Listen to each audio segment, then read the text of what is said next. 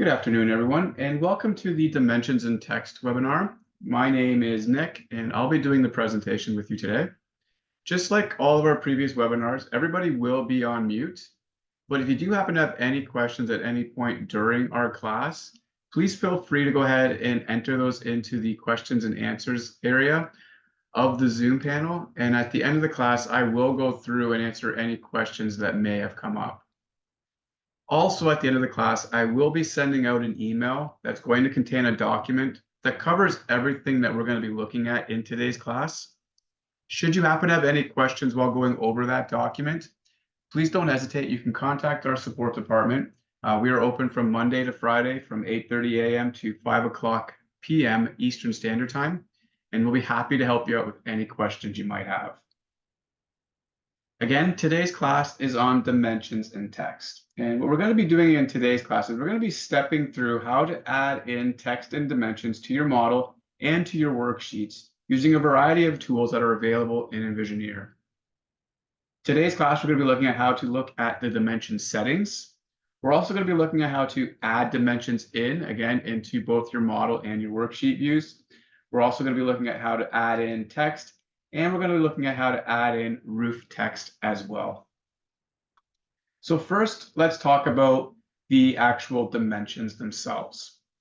So there are several dimension tools and dimension settings to accomplish a quick and easy annotation of a set of drawings in Envisioneer that you can take advantage of. We're going to first take a look at our dimension settings. So before inserting views of the model onto a working drawing sheet, you should take advantage of the automated dimensioning tools found in the model view. The many settings available here will aid in matching current office standards for your dimensioning practices. To do this, we're going to go up and we're going to select under settings. We're going to select document settings. Under document settings, you're going to get the document settings dialog. And on the left-hand side, you can see the different areas that we can access from this properties page. And we want to go right down to the dimension auto exterior option. And when you select that, on the right-hand side, you're going to see the area populated with all of the different dimension settings available to you. Now, in this list, there are a bunch of different options that you can take advantage of. So the first section we see here is the include dimension string for. This is going to be what you're actually dimensioning to in your model. So do you want to dimension the overall, the projections, and the openings in your designs? By default, those are the three that we have selected for you.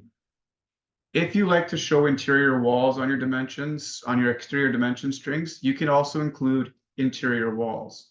And when you select the interior walls option, this little dialog down here will become available for you to edit. And it just allows you to choose where you want your interior walls to be dimensioned to on your exterior string. So are you dimensioning to the edges of the surface on both the left and the right side of the surface, or what we call the leading and trailing edge of the surface? Are you dimensioning to the core, again, to the leading or trailing edge of the core? Or are you dimensioning right to the center of the core itself? So again, you can customize exactly how you want your interior dimensions, your interior walls to be applied to your exterior dimension strings. I'm going to uncheck this option. I don't like to show that. I'm going to take advantage of the auto interior option to dimension my interior walls in my design. So I'm going to uncheck interior walls. If you are drawing and you know that you're going to be using angled walls, then you will probably want to also make sure you have angled walls selected in here. And what this will do is whenever you add in your automatic dimensions, the angled wall option here will apply the dimension along the same angle as the wall. So it will follow the angle of the wall that's been added in. We're going to be drawing with just 90-degree walls in here, so we're going to keep our angled walls option turned off. Next, we can see dimension line distances. And now we're going to be getting into more of the office standards that you typically work with. So what are the basic dimensions that you would use for offsetting your dimensions from your model? So the initial offset that we have is 4 feet. So 4 feet from the edge of our model to our first dimension string, that is going to be 4-foot offset. Every subsequent dimension string that we add in is going to be spaced 2 feet from that initial 4-foot offset.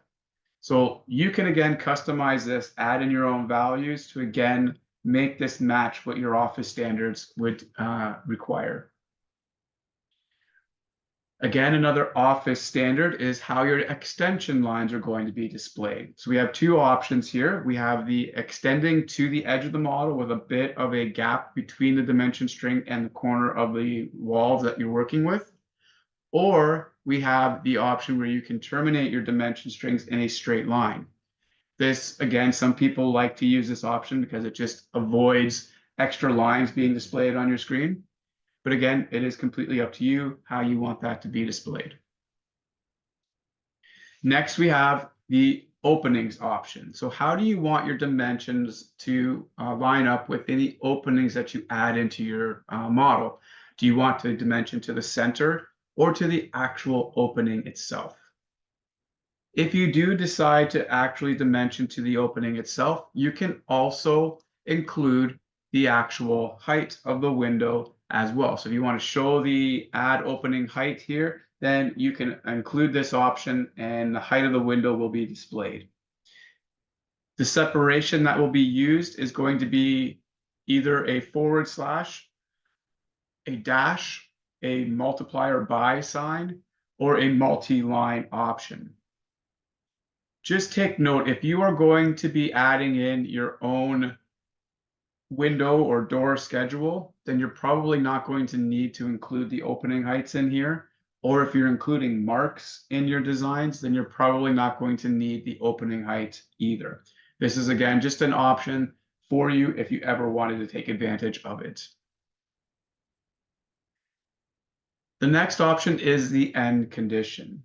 So typically you would be dimensioning to, again, your veneer, but in some cases you may only want to dimension to the actual framing.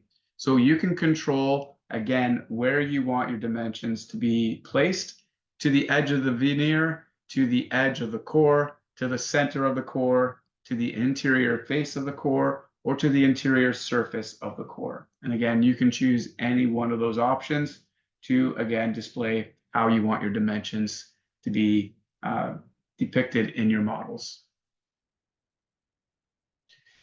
Next, we have Dimension Auto Interior. And when you select the Dimension Auto Interior option, this is where you can control how the auto interior dimensions are to be displayed in your designs. So here you can go in and say, when I add in a line in my model, do I want the dimensions to run from face to face, or from core to core, or from center of wall to center of wall?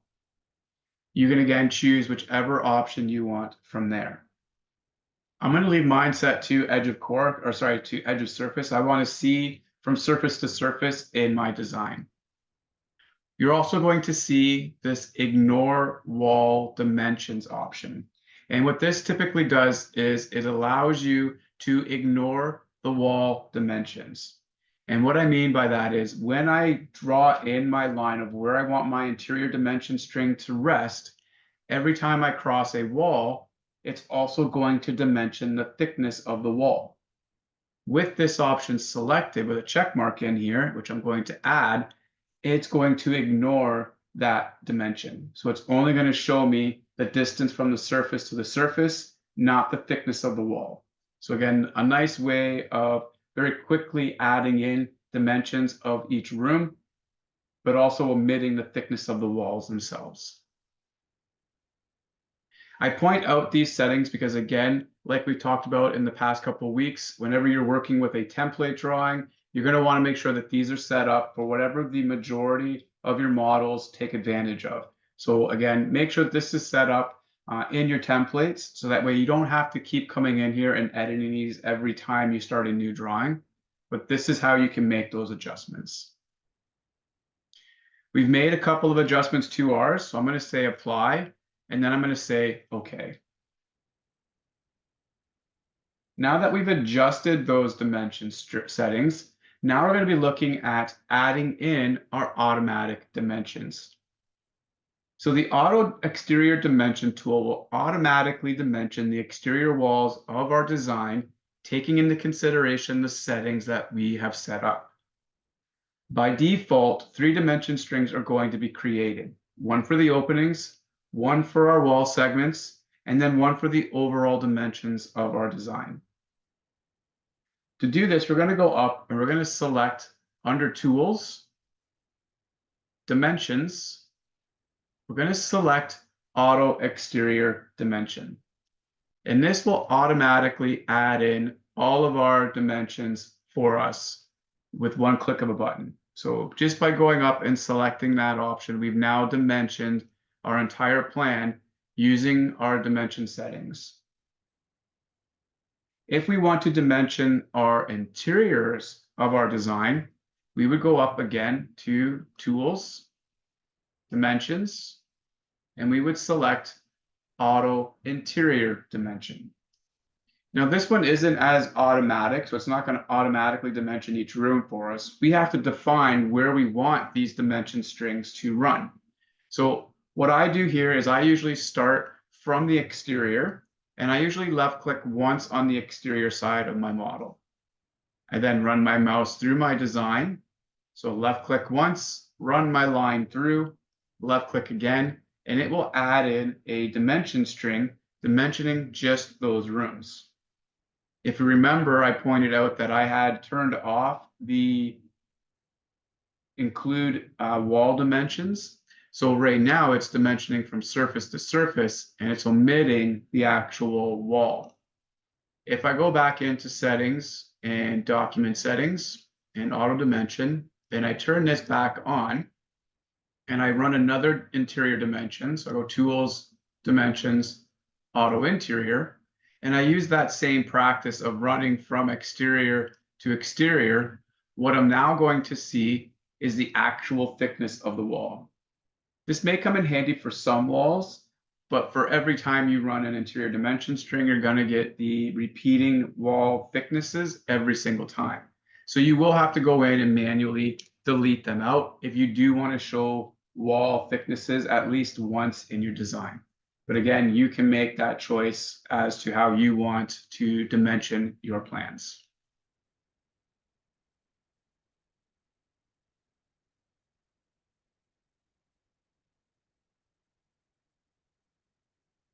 Next, we're going to look at creating room dimensions. Now, using the room dimension tool, you can quickly calculate the dimensions of a room and insert the dimensions into your plan. To do this, we're going to go up, and again, we're going to select Tools, Dimensions, but this time we're going to select the Room Dimensions option. We're just going to left click on that button. Once we do that, we're going to see our cursor now looks like a little box with a pick point on it. And I'm just going to zoom in and I'm going to pick the corners of my design here. I'm going to click on this interior surface, and then I'm going to click on this interior surface, and then I'm going to bring my mouse up. And what I'm actually creating is a box. And I'm just going to come up and just select on that interior corner. This will now bring up the Room Dimensions dialog box. And in this Room Dimensions dialog box, we can make some fine-tune adjustments to it. We can also change how we want it to be displayed. Do we want it to be width by length or length by width? We can also change the actual dimension style. So we can change how it's going to be displayed. And when you click on the dimension style, it's just going to bring up the dimension styles dialog box. And then from within here, you can choose any of the different dimension styles available in the version of the catalog that you're working with. So if you're using the Envisioneer default catalog, you will see a lot of these options in here. If you're using your catalog and you've added in your own dimension styles, then you will see all of your dimension styles in here as well. We're just going to keep our set to standard. We're just going to say OK. And then we're just going to say OK. And what that does is it now just drops in a 16'3" by 16'11" dimension string in our design. And again, that's just calling out the actual room size by picking those 3 points. It is a continuous command, so you will have to select right-click and select finish. But you can also go in and you can edit it after the fact as well. So if I do want to make adjustments and I want this to display something else, I can actually go in and just edit it, and it will allow me to adjust the actual text that's being displayed. So this one here, we're going to go and say we want this to be 16'3", and we're just going to call this length, and then we're going to call this width. So we're just going to say length by width, and then when we say okay, it will update that for us. Just another way to quickly add in dimensions based off of points that you select.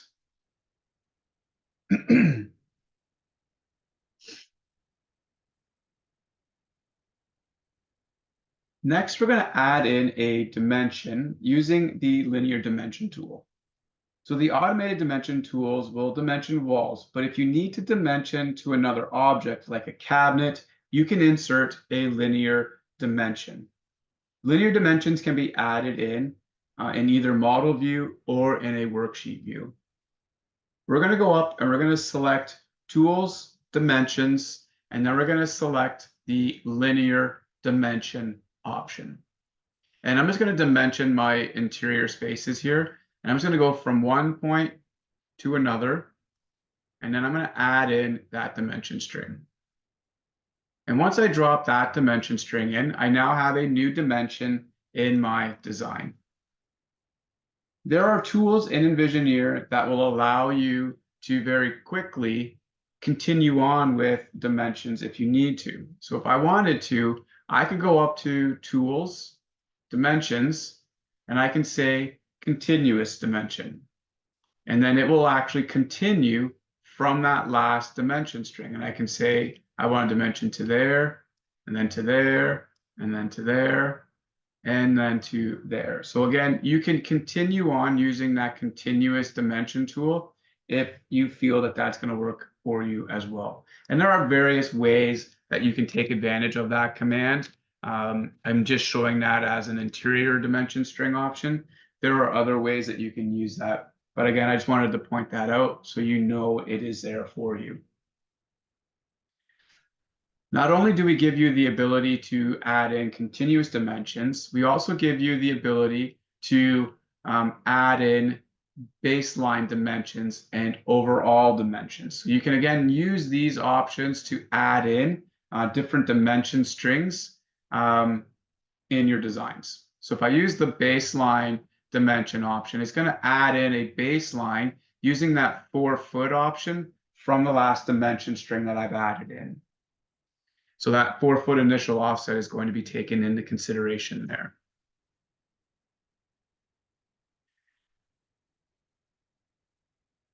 Now we're going to be looking at text, and text is one of those tools that can be added in either model or into a worksheet space to annotate your plan in Envisioneer. The elevation sections and details in 3D views must have text added once the view is inserted onto a working drawing sheet to again help annotate your designs. I'm going to show you what the text box looks like in model view, and I'm just going to point out that I usually add in a lot of my text in a worksheet view. You have more control over the text in a working drawing sheet than you do in the model view, mainly because you have more commands or more tools present in a worksheet environment. So if I wanted to add in text into my model, I could do it in the model view. So I'm going to show you how to add in text into each room. So we're going to go up to Tools, and we're going to select Text, and then we're going to select Text. I want you to take notice of the dialog box. So in this dialog box, we can control the text style, and we can control the justification. So is it going to be left, center, or right justified? We can also add in predefined text if we want to. So if I want this to be the living room, I'm just going to say that this is going to be the kitchen. So I'm going to add in the kitchen. I'm just going to click the little green arrow to load it in. And I'm going to make sure multiple text insert is selected. I want this dialog to continuously populate until I'm done adding in all of my text. So I'm going to say, okay, I'm going to make this the kitchen. And then I'm going to add in living room, populate that in. This is going to be the living room. Then we're going to go in, we're going to say, again, we're going to add in text. We're going to say dining room. This is going to be the dining room. This is going to be the garage. And then we're just going to call this the foyer. And we're going to say, okay. And we're going to drop in the word foyer. Once we're done, we can simply say cancel. And now all of our text is added in to each of those rooms. I'm now going to go up and I'm going to go in to a worksheet view. So I'm going to go to my floor plan. I'm just going to select the working drawing sheet for the floor plan. And I'm going to go up and I'm going to insert my floor plan. So I'm going to go up to Define Smart View, and I'm just going to insert this view of our plan. And I'm just going to go in and we're going to say I want it at 1/4 inch. I'm just going to say set it as a drawing and insert, and we're just going to place that into our design. So right now we've dimensioned the entire model, pardon me, and we've also added in text into each of those individual rooms. If I wanted to add in text into a worksheet, I'm going to see different options available to me. So if I go up to Tools, Text, and Text, the dialog here does display a lot more control. So not only can I control the actual dimension style that's being used, but I can control the size of the text. I can control the color of the text. I can apply a backfill color. I can bold, italic, or underline the text. And I can also use the left, center, and right justification. So you do have more control over the text that's being inserted in your working drawing sheets. I do like to show both so that way you can see and take advantage of what's going to work best for you in your design practices. I'm just going to click cancel on that dialog. And the next thing I want to show you is descriptive text. So let's add in some text with the leader to a front elevation. So we're going to go to our elevation views. And let's just go back into model real quick. And I'm just going to throw a roof on here really quick. So I'm just going to add in a roof, finish, and then we're going to go to our elevations. And then let's add in a front elevation. So we're going to go up to Smart Views, Define Smart View. We're going to select a elevation. We're going to use the front elevation. I'm just going to zoom out a couple of clicks. And then we're just going to go in and we're going to say Insert. And attached to our cursor is going to be that front elevation. Now, with this front elevation, what we can do is we can take advantage of the fact that the elements themselves are tied to actual components. So what I can do here is I can use descriptive text.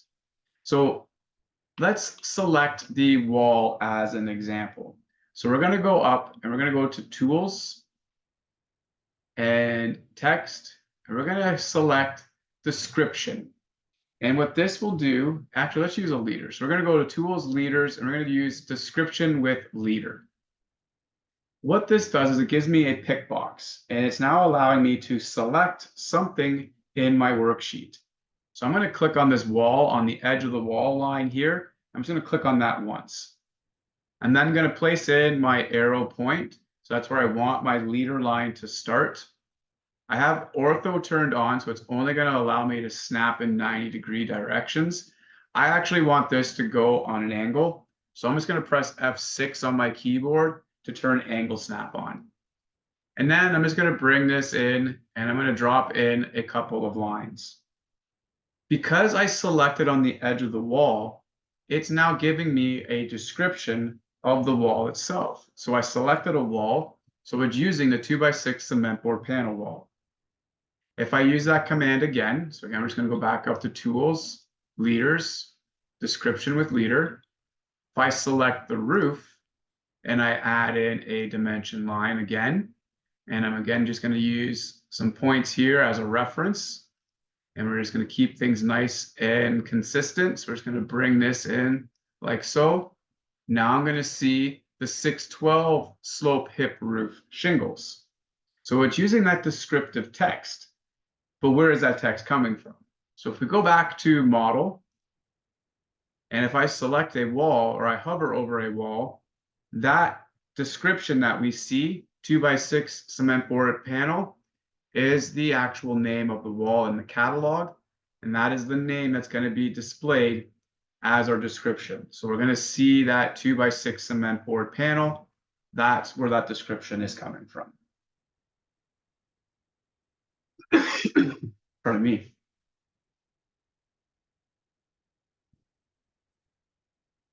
We can also add in our own text as well. So if we just want to use our own descriptive text, we can go up to Tools, Leaders, and we can just say text with a leader. So right now I call this out as a 6/12 sloped hip roof. I'm just going to say I want this to be, and I'm just going to put cap locks on. We're going to call this asphalt shingles. And we're going to say OK. And then I'm just going to pick on the points again to add in my roof. And we're going to do this at a angle snap here. That is weird. And we're going to add that in. We're going to use this as our point. So again, we're just going to make sure that that lines up like so. And then we're going to keep everything in line and like so. So now we're going to see asphalt shingles, and we can get rid of the old text if we want to change the way that the text is being displayed. So not only can you add in descriptive text, you can add in your own text by, again, typing in the actual measurements themselves, or sorry, the actual text themselves. Next, we're going to be looking at datum lines. So when inserting an elevation or a section view onto a worksheet, you have the option of including datum lines at key points such as the floor level and the wall height of each location. I'm going to select this elevation that we just added in, and I'm just going to click on Redefine. This is going to just reopen that dialog for us. And all we're going to do here is we're going to go up and we're going to change it to use the actual datum lines. So do we want to include the datum lines? We're going to say yes, we want datum lines to be displayed, but where do we want these datum lines to be displayed from? So I'm just going to select the floor level, and then I'm just going to go up to wall height, and then I'm also going to include the roof ridge. So I'm just going to say yes to those three options. Do I want to include these for all locations? And right now they're all set to no. I do want these to be included on just the ground floor. So I'm going to make sure ground floor is set to yes. When you click on settings, it's going to allow you to control how you want each of these dimension or datum lines to be displayed. So you can control the actual layer that the datum lines are being displayed on. You can control the actual length of the lines. You can control the color of the lines. Again, under the settings is where you're going to be able to make these kinds of adjustments to, again, match what your office standards would be. I'm just going to keep mine set to as they are, and I'm just going to say OK. And then we're just going to update that view. And I'm just going to get rid of, I'm just going to move my plan back into place here. And we'll just do something like this. So now we can see our dimensions, sorry, our datum lines showing us where each of those options are. Now, these datum lines can also be edited. So you can go in and say, well, I only really need to see the height of my main ridge because the city only cares about how high the highest peak of my model is or my design is. So I can go in and say edit definition, and then I can select the datum lines that I don't want, and I can just simply delete them out. And when I press escape to get out of that definition, I can now see just the datum lines that I need. And then I can also go in and take into account actual dimensions. So I can go up to Tools, Dimensions, and say Linear Dimension. And I can say from the end of this line right here, because there will be a line in here, and I can say from there to there, that is going to be the height of my wall. So I know that that's my 8 foot 1 1/8. And then I can go up and say Tools, Dimensions, Continuous, and I can use that continuous option to say now to the top of my main roof, using that as my points, I can now say that from the top of my wall to my highest point is going to be 7 foot 6 7/8 of an inch. So again, you can control exactly what you want the dimension to in your elevations.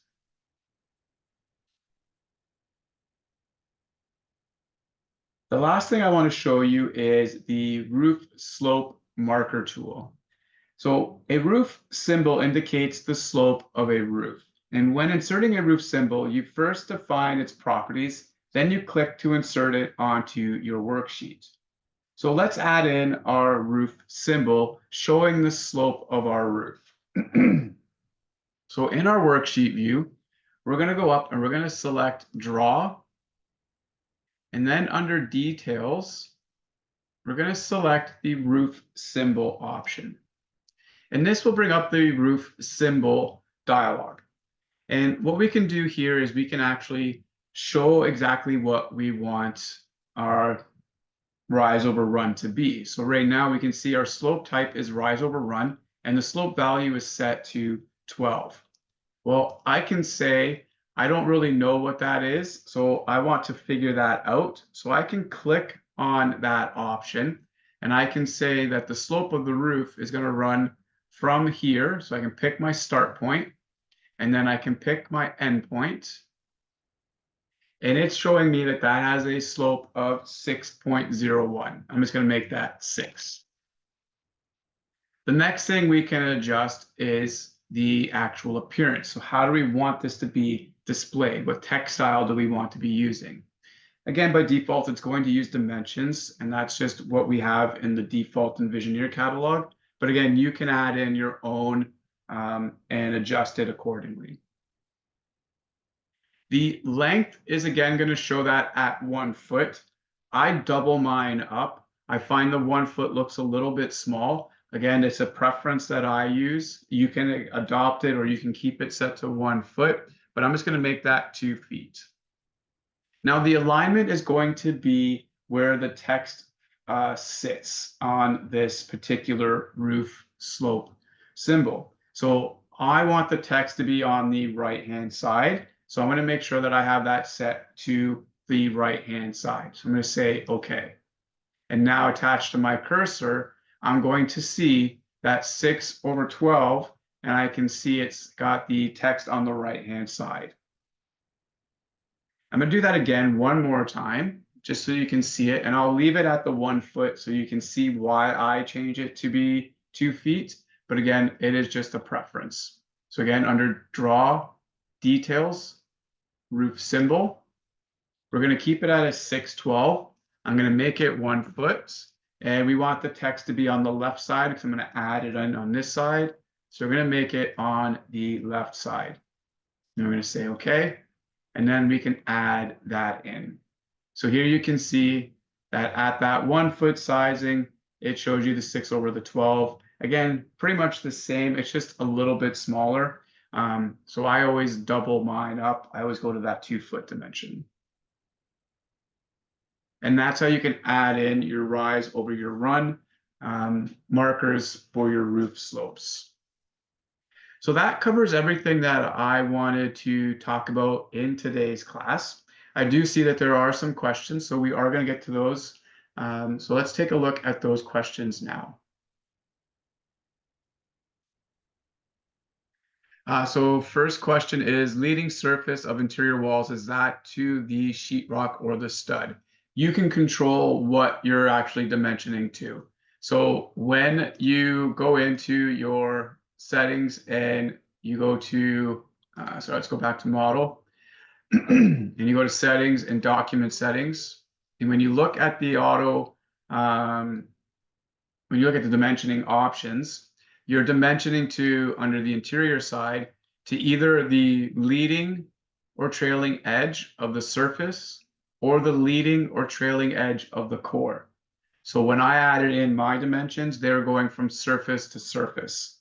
If I change it and I say I want that to be to the core, then it will dimension to the core itself. It all depends on what option you select in here.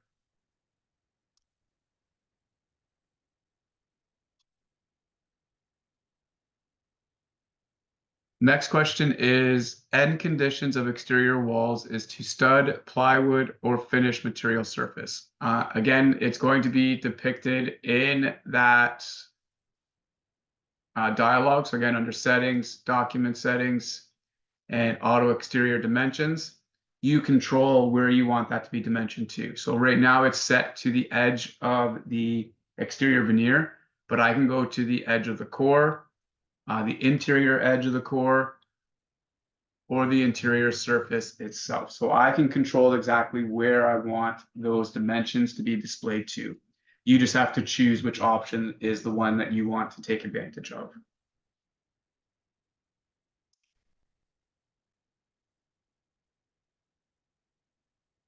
And then the last question I see at this point is room dimensions. Can you change the font size and the style? Yes, so the room dimensions, when I went in, I selected the actual dimension, and when I double click on it, it will bring up the text dialog for us. And from within here, it's set to be using the dimensions text style.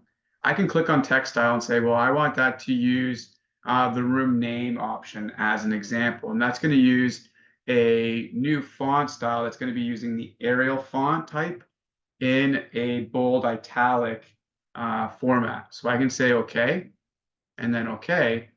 And now what we're going to see is that new dimension showing up in that new text style that we've defined. And again, we're just using the defaults that Cadsoft provides. You can again customize and add in your own text styles to use in your designs. So again, feel free to go ahead and play around with adding in your own text styles, making things the way that you would want. And you can do that very easily. So if I go into a text style, I can use room name as an example. And let's go in and say, I like room name, but I want the text, the size to be a little bit bigger. So let's select room name, and we're just going to go in and say, add text. So it's going to copy the one that I have selected. So I want it to be room name, but I'm going to call this medium. And I have cap locks turned on, so we're going to turn cap locks off, and we're going to do that again. So we're going to say medium. So right now, I want it to still use Arial. I still want it to be bold italic, but I want the size to be just a bit bigger. So we're going to go up to 1/4 of an inch. And then we're going to say, okay. So I've now created a whole new text style based off of the room name. And then we're going to say, okay. And then when I say okay, it's going to increase the size of that text for us. And you can play around with it. You can go in and say, well, let's change it. It's a little bit too big. So we're going to go down and we're going to make it 3/8. We'll say okay and okay and okay. And you can, again, just adjust the actual styles to be whatever you want. And once you're happy with the size, you can, again, just make it whatever you want. And then there we can see that that looks a little bit better and it fits in our room more appropriately. So again, play around with what you want your dimensions or your textiles to use. And again, you can create your own text and dimension styles to, again, match what's going to be most closely what you would see in your plans.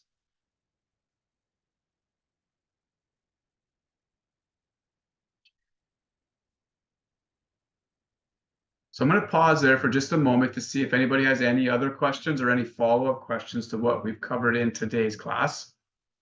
Like I mentioned at the beginning of the class, I am going to be sending out an email that's going to have a document attached to it. And it's going to go through everything that we've talked about in today's class.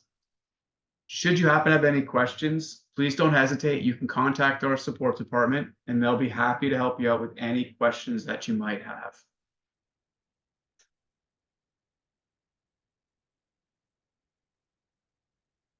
Perfect. Well, there doesn't appear to be any other questions. So I do want to thank everybody for attending today. I do look forward to speaking with you all again very soon.